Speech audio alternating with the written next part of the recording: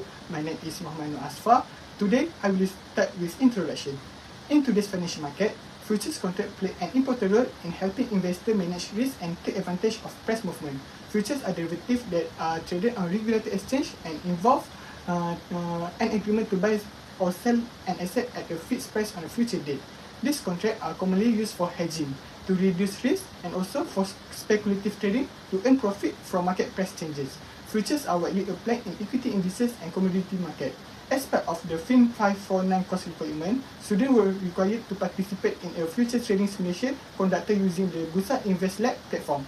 Each participant was given RM1 million ringgit of virtual capital to trade futures contract listed on Bursa Malaysia Derivates.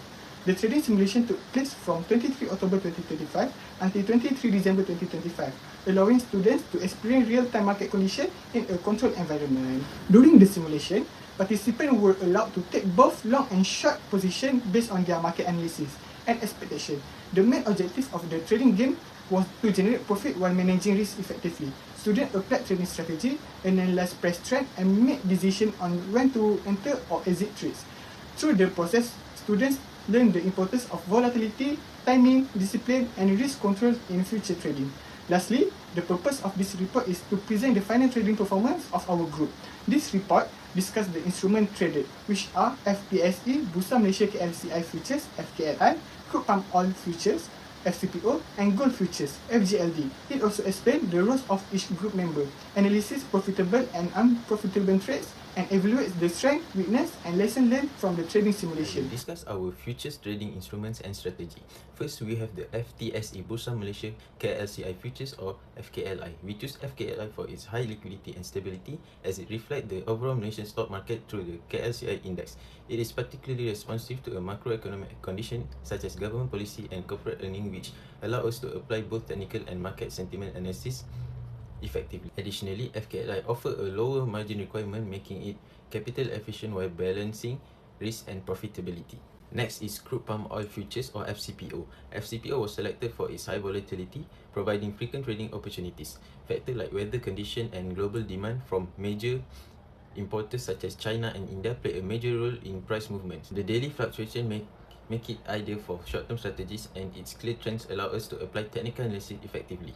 Despite the high volatility, disciplined risk management helps us maximize its trading potential. Lastly, we trade gold futures, FGLD, for diversification. Gold as a safe haven asset tend to move independently of stock and commodities, especially during economic uncertainty. Price changes are influenced by factors like inflation and the US dollar's value.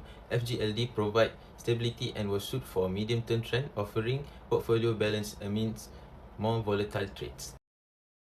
So now I will present about the factors determining prices of each instrument. For KLCI, the first factor is interest rate and exchange rate. Hong Leong Investment Bank states that a high interest rate increased the cost of funding for local companies in Malaysia. This can be seen in the New Straits Times reporting that FBM KLCI increased to 1.3% week on week to 1,638 points, the highest weekly close for year 2025 due to lower interest rate to a range of 3.5% to 3.7.5%. Moving on, KLCI price has a positive relationship with exchange rate, in which, when the ringgit Malaysia appreciates, the purchasing power of consumers also increases, which stimulates the growth of local companies. This can be proven by the same report from New Straits Times stating that the ringgit strengthened against US dollar by closing with 4 ringgit 09 cents, which is a 4-year high increase. Next is corporate earnings, where the performance of a company influences an investor's confidence and perspective towards the stock market. Based on the report by bernama, Maybank Investment Bank is confident that KLCI could reach 1,700 levels due to the performance of the 30 listed companies on Bursa Malaysia. The impact of the corporate performance on KLCI index is crucial, as Maybank also states that for every 5% increase in the share prices of the top 3 companies collectively lifts the KLCI index by 25 points. Lastly is the global market conditions, where Hong Leong Investment Bank has issued this statement saying that when a leading global index like US gives a good performance, this helps increase the purchasing power of Malaysia and strengthen the stock market. From the news report by Bernama on 11 September 2025, the KLCI index opened lower on Thursday after 3 days of gain due to investors' confidence decreasing amidst release of the US August Consumer Price Index data later in the day. This left a trace of decrease in index by 9.61 points from Wednesday's close of 1,590.75. So for factors, not only do we look at the daily news, but we also observe the technical chart to ensure it aligns with the news. So for example, the chart of FKLI shows that the trend is overall bullish. This reaffirms with the MACD indicator that the MACD shows positive values and bullish crossovers. Now, for the price of FCPO, Bursa themselves state that the main drive of price volatility for crude palm oil is the amount of supply and demand. The output for CPO varies monthly, and Malaysia alone produces 18.5 million tons on average a year. As for the demand of CPO, Bursa mentions that China and India are our two largest customers and our main cash inflows. Based on the New Straits Times article, the FCPO price is expected to increase to 3% month-on-month in December after a significant price decline of 7.3% in November. This was due to the exportation of CPO dropping by sharply to 28.1% of only 1.21 million tons in November. CIMB Securities also states that there is a weaker demand from China as the competitors from other edible oils are now taken into consideration. Next is weather conditions where Malaysia experiences extreme hotness and rainfall such as El Nino and La Nina. This extreme weather disrupts the harvesting activities which subsequently impacts the price of FCPO. This can be seen from the New Straits Times article stating that the FCPO price is exposed to more volatility as the climate risk could quickly test the sector's resilience. The Malaysian Palm Oil Board Director, General Dato' Ahmad Parvez, affirms investors that the board is cautiously positive on next year's production outlook, but weather-related risk still remains high.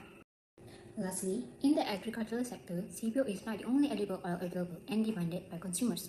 Soybean oil also determines the demand for CPO and is greatly influenced by the price of the substitute. When soybean oil trades at a discount, CPO will be less competitive, thus eroding the demand for CPO.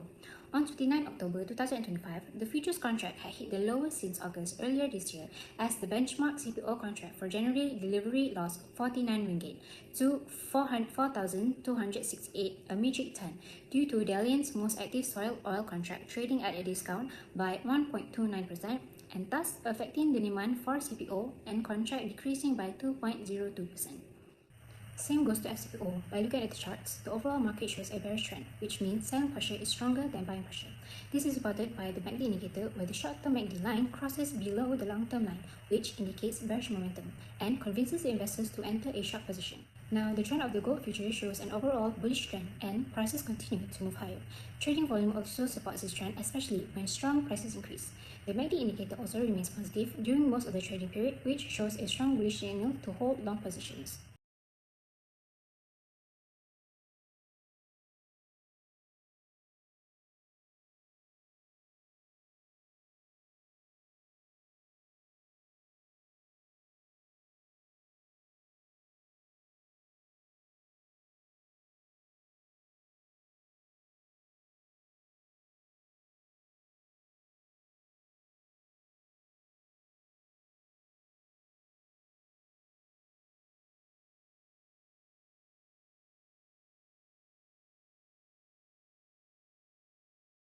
The first factor that determines prices of gold futures are global economic environment in which, during economic uncertainty or geopolitical tensions, gold are considered a safe haven asset.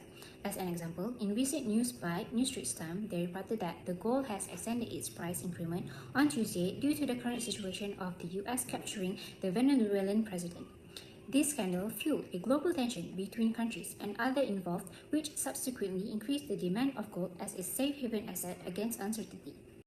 Moving on, Phillip Capital also mentions that the interest rate of the US government also significantly affects the price of gold.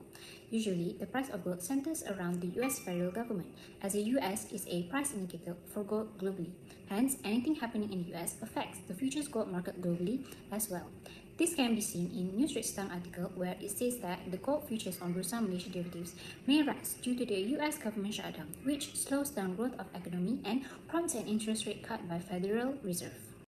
Chief Economist of Bank Muamalat, Dr. Muhammad Afzanizam, mentioned that an all-time high record for gold prices being at $3,865.74 per troy ounce just because of the fears from investors globally of this news.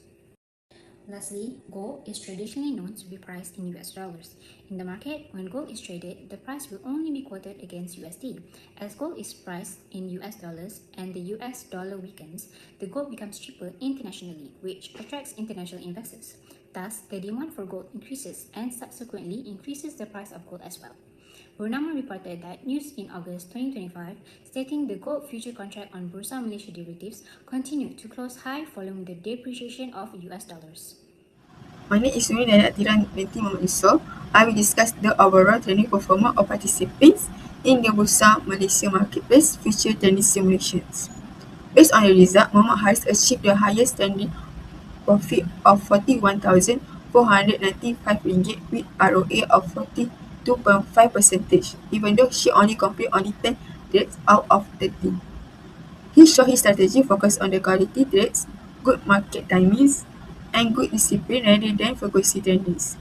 Similarly with Noaini, recorded with a higher profit of RM37,642 with ROA of 37.64%